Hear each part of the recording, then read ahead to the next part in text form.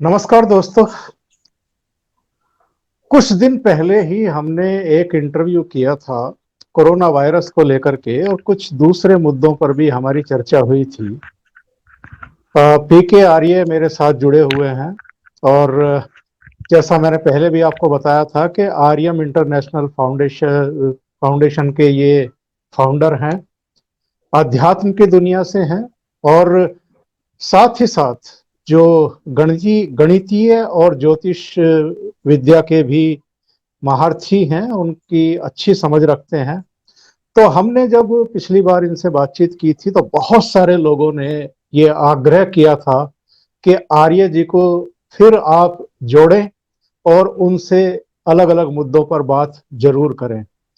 तो आज फिर हमारे साथ जुड़े हुए हैं पीके आर्य, मसूरी के अपने आश्रम से जुड़े हुए हैं। आर्य जी, आपका बहुत स्वागत है। हार्दिक अभिवादन आदरणीय चौधरी साहब, और आपके चैनल के सभी दर्शकों को बहुत बहुत शुभकामनाएं और हमारी तरफ से नमन।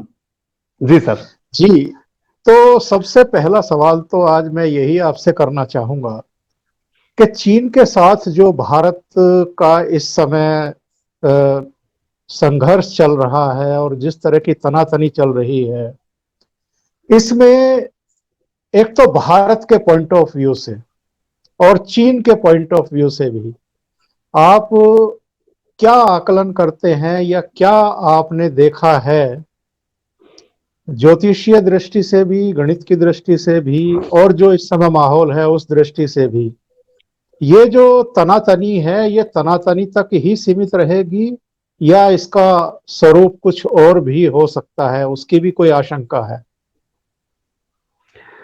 जी, हमने चौधरी साहब, आपको ध्यान होगा, आपने भी इंटरव्यू किया था, और हमने मार्च में जब ये हमारा नया संवत्सर नववर्ष लगा था, इसके जो स्वामी हैं बुध हैं और मंत्री उसके चंद्रमा हैं, उनके बारे में कुछ गणनाएं हमने की थी, अपनी वेबसाइट पर भी की थी, और बहुत सारे इंटरव्यूज में उस सबको हमने शामिल किया था, जिसमें इस तरह के संकेत के बारे में हमने जिक्र किया था। तब तक ऐसा सिनेरियो कहीं था नहीं। चीन में जरूर वुहान इससे पीड़ित था, और भारत में एक आध केस था केरला में, और ऐसा स्थिति नहीं।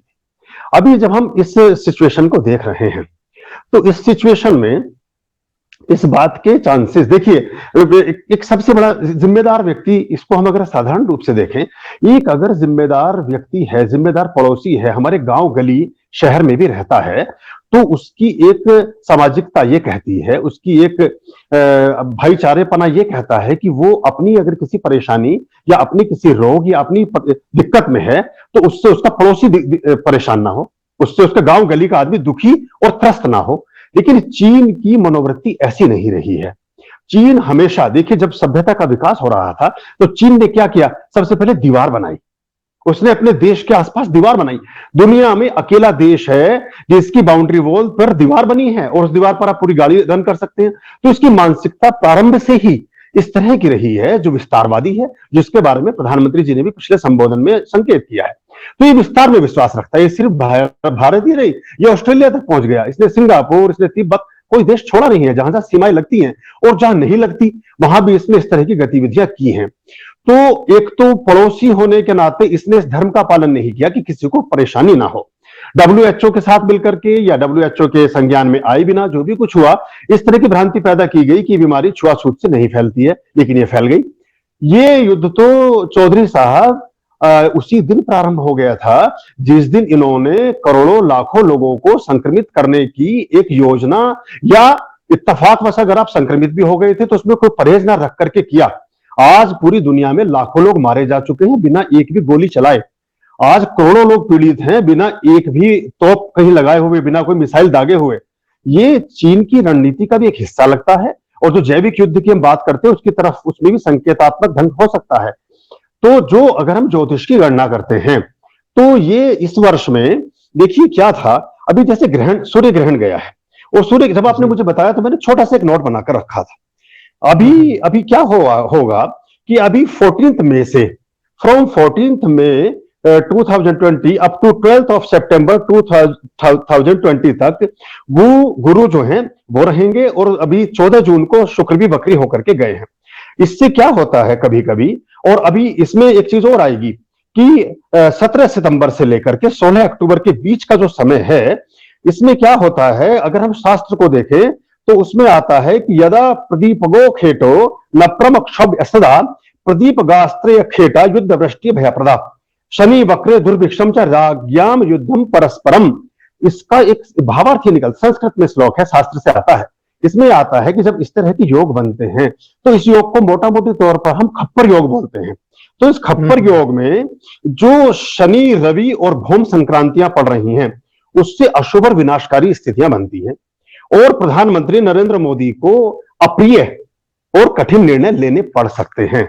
युद्ध की जहां तक बात है, इसकी संभावनाएं सर्वाधिक हैं, मैं आपको बता रहा हूं। और इस युद्ध में सिर्फ ये भारत और चीन का युद्ध नहीं होगा, ये आप अप्रत्यक्ष रूप से इसको देखेंगे कि ये एक वैश्विक परिदृश्य का रूप ले लेगा, क्योंकि पूरी दुनिया चीन की विस्तारवादी सिर्फ विस्तार बिजनेस का ही नहीं है, वहां भूमि का भी विस्तार है, वहां बिजनेस का भी विस्तार है। वहां पूरी दुनिया को एक अकेले देश ने जिस तरह से आर्थिक रूप से चौपट कर दिया है, सारी दुनिया आर्थिक मंदी के कगार पर पहुंचाने में बहुत बड़ा योगदान रहा है। अगर एक आदमी बीमार घर में है तो वो ये सोचता है कि मैं अपने कमरे में अकेला बैठा रहूं, अपने घर परिवार के लोगों को परेशान ना करूं, लेकिन उन्होंने इरादेतन जिस तरह इटली में लोगों को भेजा, जिस तरह यूएस में भेजा, जिस तरह बाकी देशों में फ्लाइट्स को जारी रखा, वो युद्ध ही तो है कि आप कुछ भी आपने नहीं किया और लाखों लोगों को अपने मौत के घाट सुला दिया। तो ये दुनिया इसको ठीक से पचा नहीं पाएगी। अभी लोग आपातकाल में हैं, संक्रामक काल में हैं, इसको झेल रहे हैं, अभी अपनी परेशानी से जूझ रहे हैं, लेकिन पूरा विश्व क्षुब्ध है।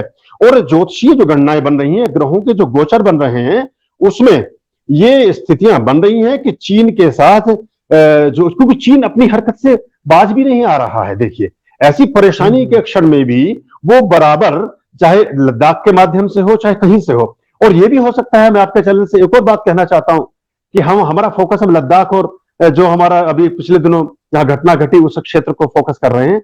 ये भी हो सकता है कि शुरुआत वहां से ना हो, लेकिन ऑस्ट्रेलिया, जापान या सिंगापुर या कहीं और से ना हो जाए, कि ये अपनी तैयारी यहाँ, हाँ, ये स्टार्टिंग वहां से हो सकती है और वो भारत के पक्ष में होगी। अभी 2 दिन पहले ट्रंप ने स्पष्ट कह दिया है। अब देखिए, राष्ट्रों के अध्यक्षों का इतना स्पष्ट बात कह देना ये बहुत बड़ी बात रखता है। तो ये आप इसकी संभावनाओं को मानकर चलें। और इसमें एक बात और होगी, इसमें पूरे दुनिया को एक सुखद संकेत जाएगा। जो चीन की एक दादागिरी चल रही थी, उस दादागिरी पर लगाम लगेगा और चीन पराजित होगा। इसको आप अंडरलाइन कर लेना, इस लाइन को, चीन पराजित होगा। और भारत का जो हिस्सा, जो तिब्बत के रूप में, चाहे मैंने पहले भी कहा था, कैलाश मानसरोवर, तिब्बत, ये भारत के हिस्से हो सकते हैं। और जो हमारे पड़ोसी देश रहे हैं, बांग्लादेश, नेपाल, श्रीलंका और आसपास के जो देश हैं, इवन थाईलैंड को भी आप मान लीजिए, कोरिया पहले से ही परेशान है, ये इन सबका बड़ा जबरदस्त सहयोग या किसी न किसी रूप से ऐसी स्थिति ना बन जाए कि यूनाइटेड स्टेट्स ऑफ इंडिया की पोजीशन ना बन जाए। जैसे यूएसए है, वो पश्चिम में है, ये इधर आपका साउथ ईस्ट ऑफ एशिया में यूएसआई की पोजीशन ना बने कि यूनाइटेड स्टेट्स ऑफ इंडिया की वर्ल्ड पावर मूव होती हुई नजर आ रही है अगले आने वाले कुछ वर्षों में। जी। अगर हम जिनपिंग की और नरेंद्र मोदी की कहीं किसी स्तर पर तुलना करें, नेतृत्व को लेकर के या दूसरे एस्पेक्ट्स में, नरेंद्र मोदी ने लद्दाख पहुंच करके जिस तरह चीन को ललकारा है, जाहिर है उससे तो भारतीय सेना भी और भारतीयों का भी मनोबल 7वें आसमान पर है और गर्व से उनका सीना चौड़ा हुआ है। बहुत सारे लोग ये भी कह रहे हैं कि बतौर प्रधानमंत्री नरेंद्र मोदी ऐसे व्यक्ति रहे हैं जिन्होंने इस तरह के बैटल में, इस तरह के संघर्ष में, इस तरह की तनातनी में अग्रिम मोर्चे पर जाकर के किसी देश को ललकारा है और अपनी सेनाओं का मनोबल बढ़ाया है। लेकिन हम उस तरफ अगर देखते हैं तो उस तरफ चीनी नेतृत्व कहीं दिखाई नहीं देता है। उनके जो सैनिक मारे गए हैं गलवान घाटी में, उनकी भी अंत्येष्टि की या किसी भी तरह की कोई प्राउड फील कराने की कोई ऐसी बात नहीं आ रही है। हमारे यहाँ तो बाकायदा 10-10, 15-15, 20-20 हजार की भीड़ जुटी है उनकी अंतिम यात्रा में। तो ये जो एक दृश्य हम देख रहे हैं सीमा के उस पार भी और सीमा के इस पार भी, और ये भी सुनने में आया है कि चीन में असंतोष पैदा हो रहा है कि आप जो चीन के लिए लड़ते हुए मरे हैं उनके बारे में आप खुलासा तक नहीं कर रहे हैं, परिवारों को बता तक नहीं रहे हैं। तो ये भी जो चीजें हैं, ये अल्टीमेटली क्या संकेत देती हैं, क्या संदेश देती हैं। और जिस तरह से हमारी सेनाएं इस समय पूरे जोश में है, जुनून में है, और पूरा देश भी जिस तरीके से चाइनीज प्रोडक्ट का बहिष्कार करने के मूड में आ गया है, तो इससे जिनपिंग की मुश्किलें कितनी बढ़ सकती हैं और मोदी की लोकप्रियता कितनी हाइट पर पहुंच सकती है। आपने मोदी जी के वहां स्थल पर पहुंचने की बात की, ये अभूतपूर्व है। ये ऐसी घटनाएं, ऐसी चीजें आपने जो पुरानी युद्ध हुआ करते थे उनमें नेपोलियन बोनापार्ट की, या जो जिन लोगों ने बहुत अच्छे ढंग से हिटलर या आपका अलेक्जेंडर सिकंदर, उन लोगों ने अपने देश की या अपने साथ की सेनाओं को इस तरह से नेतृत्व देने की कहानियां मिलती हैं। लेकिन नरेंद्र मोदी जी, जब आपने मुझे भेजा तो मैंने उनकी कुंडली बनाई हुई है, मेरे पास रखी है। ये 17 सितंबर 1950 को इनका जन्म हुआ है, 11 बजे मेहसाना गुजरात में।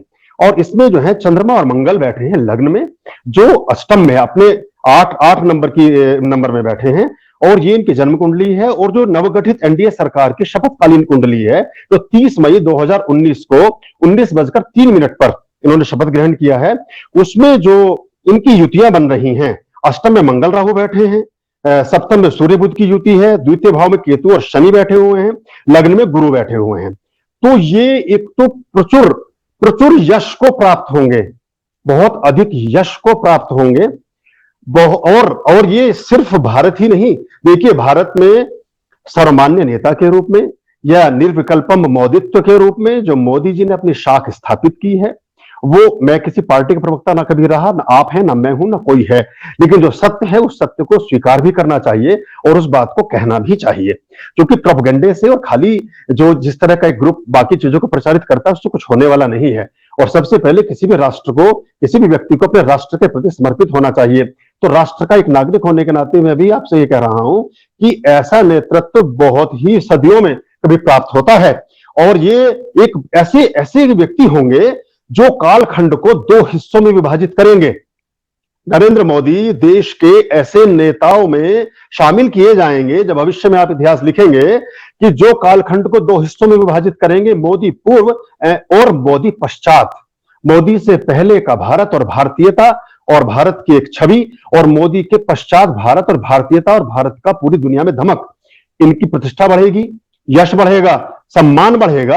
और ऐसा भी होगा, ये तो कोई ऐसी स्थिति, मुझे थोड़ा उसका ज्यादा ज्ञान नहीं है, लेकिन अगर कोई विश्व में ऐसा हो सकता होता कि पूरी दुनिया मिलकर अपने 2-3 नेता चुन सकती होती, तो उसमें जो इस वर्तमान पोजीशन है उसमें मोदी पहले या दूसरे नंबर पर होते। पूरी दुनिया की अगर ऐसी पंचायत होती कि उसमें हम 5 नेता चुन लें और पूरी दुनिया को वो लीड करेंगे, तो उसमें मोदी पहले, दूसरे, तीसरे स्थान से नीचे नहीं जाते कभी भी। ये भी तीसरा स्थान भी मैं थोड़ी दिलासा देने के लिए कह रहा हूं, वरना पहले या दूसरे स्थान पर होते। ये एक चीज है। और ये अगर, पहली बात तो अगर चीन को अकल हुई तो वो पहले ही समझ जाएगा। वो जमाना देखिए, किसी बाप दादा कोई बेचारा गरीब था, बीमार था, बुजुर्ग था, किसी परेशानी से ग्रस्त था, उसके समय में अपने जमीन भी हथिया ली, ट्रैक्टर भी हथिया लिया, खेत भी हथिया लिया, उसकी मेढ़ भी हथिया ली, उसके घर के बर्तन भी हथिया लिए, चल गया। लेकिन अब बच्चे बड़े हो गए, अब बच्चे बड़े हो गए, बच्चे समर्थ भी हो गए, बच्चों की दुनिया में रसूख और रसूखात भी हो गया, ताकत और शक्ति सामर्थ्य भी हो गया, सब चीजों का ज्ञान भी हो गया। और ये भी शनाख्त हो गई कि हमारी खेत की मेड़ है कहां तक, हमारे घर के बर्तन है कौन से, हमारे यहाँ की रखी हुई चीजें हैं क्या। तो अब हम उनको पहचान रहे हैं और पूरी दुनिया पहचान रही है। और ये सिर्फ भारत ही में मिलेगा अपने हिस्से, ये सिंगापुर भी, ये बाकी देश भी, ये जहां जहां इन्होंने फालतू का काम किया है वहां सब होगा। और पूरे देश मिल करके चीन की, जिस तरह से चीन के पीछे पड़े हैं, चीन को भूखी खानी पड़ेगी। और चीन इसमें अगर जरा भी बुद्धिमान हुआ, जिसकी संभावना मुझे कम लग रही है, क्योंकि खाली ये जैसे कोई बर्तन हवा में उछालिए नीचे गिरते हैं ना, उनसे जो आवाजें निकलती हैं, ऐसे तो नाम है चिन पिंग यिंग, बहरहाल। तो अब आप ये रख लेने से कुछ होता नहीं है। तो वो, ये उनके लिए भी बड़ा खराब स्थिति है। और इसमें किसी बड़े देश के, किसी शासनाध्यक्ष का या किसी देश के राष्ट्रपति का या प्रधानमंत्री का अपदस्थ होने की भी स्थिति बन रही है। तो इसमें अभी देखिए नेपाल की स्थिति आपके सामने है, वो थोड़ा सा उन्होंने ये कदम उठाया था, क्योंकि जो शनि और बाकी जो युतियां बन रही हैं उसमें सामने वाले को देखने को भस्म करने वाली पोजीशन होती है, जिसको देखते हैं उसको घटाते हैं, जहां होते हैं उसको बढ़ाते हैं। तो जो पोजीशन नरेंद्र मोदी की है वो बहुत पावरफुल है। और वो, अगर प्रधानमंत्री के अपने कुछ प्रोटोकॉल होते हैं और प्रधानमंत्री की अपनी कुछ सीमाएं हैं, तो शायद उसमें वो बंधे रह करके ना करें, वरना उनका जो जज्बा है, उनका जो करेज, उनका जो साहस और उनकी जो हिम्मत है, ऐसा व्यक्ति पहली मिसाइल या पहली गोली या पहली गन खुद जाकर के चलाए, अगर संभव हो जाए तो। ऐसे ऐसे जज्बा उनका उनके कुंडली में विद्यमान है। तो ये बढ़िया रहेगा, और ऐसी स्थितियां अगर बनेंगी तो ये पूरी विश्व के लिए ठीक होंगी। इसको आप छद्म रूप से, अप्रत्यक्ष रूप से विश्व युद्ध भी कह सकते हैं, अगर ये होता है तो। और इसमें भारत की शाख बहुत जबरदस्त प्रतिष्ठापित होगी और लाभ होगा।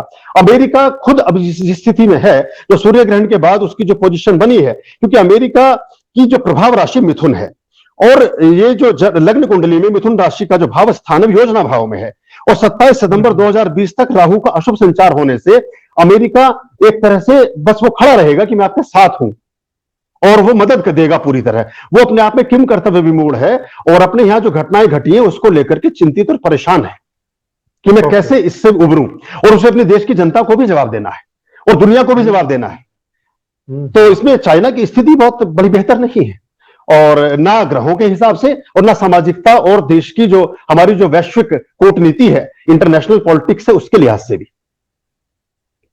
अब हम कोरोना वायरस पर लौटते हैं।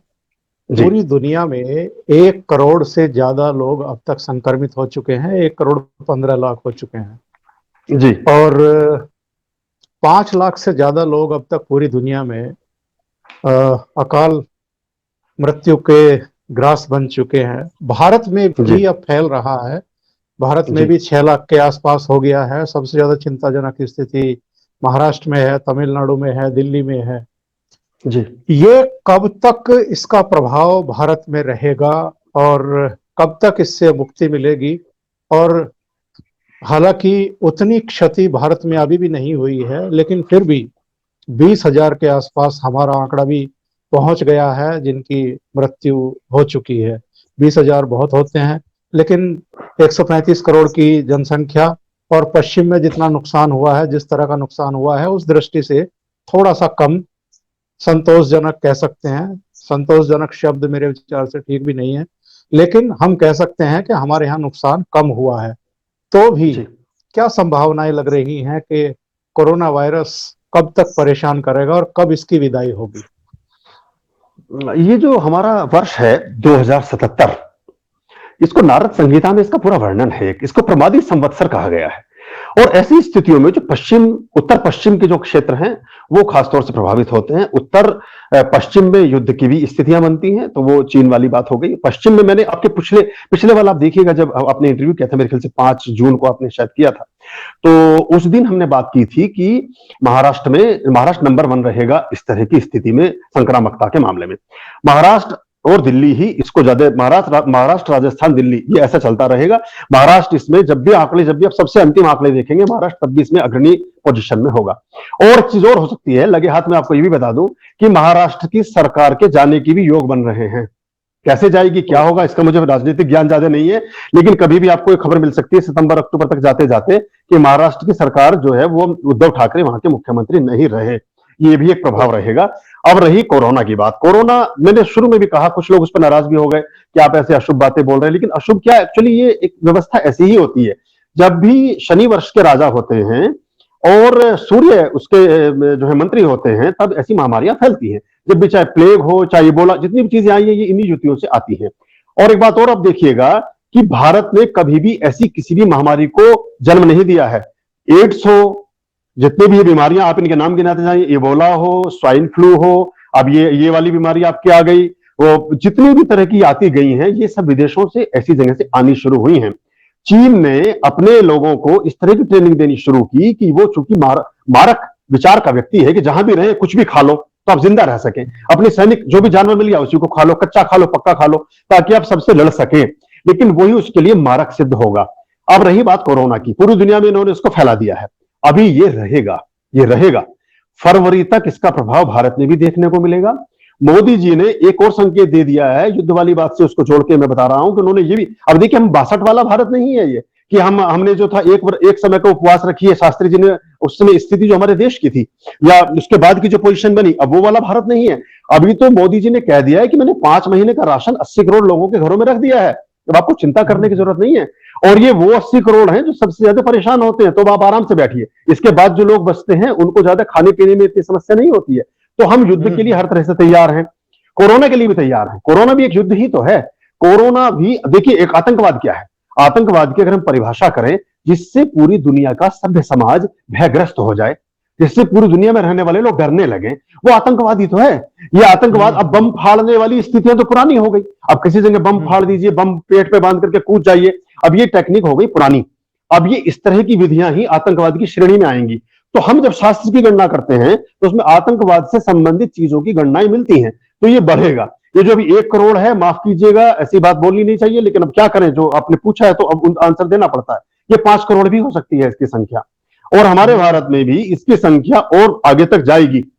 ये बहुत चिंताग्रस्त बात है। और भारत में हमने एक काम और किया है जो गलत रहा मेरे दृष्टिकोण से, ये जो हमने लापरवाही की, वरना हम काफी कंट्रोल कर गए होते।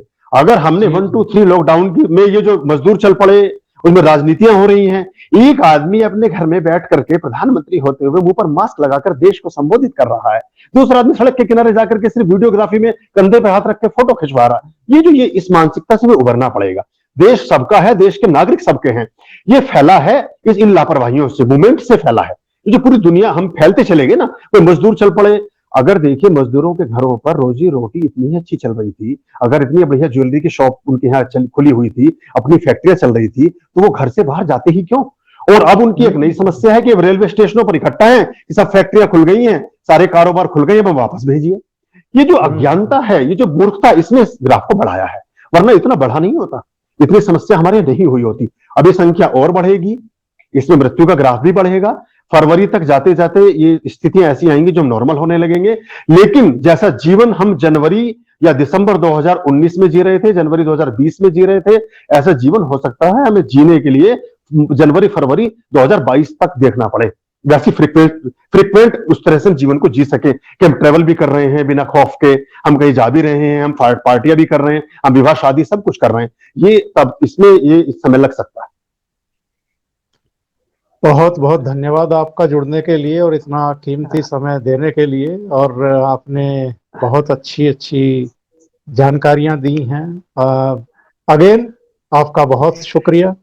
और आपके चैनल, जी जी, जब भी हमारे दर्शकों को जरूरत होगी, जब भी उनका आग्रह आएगा, तो हम लोग जुड़ते रहेंगे और बात करते रहेंगे।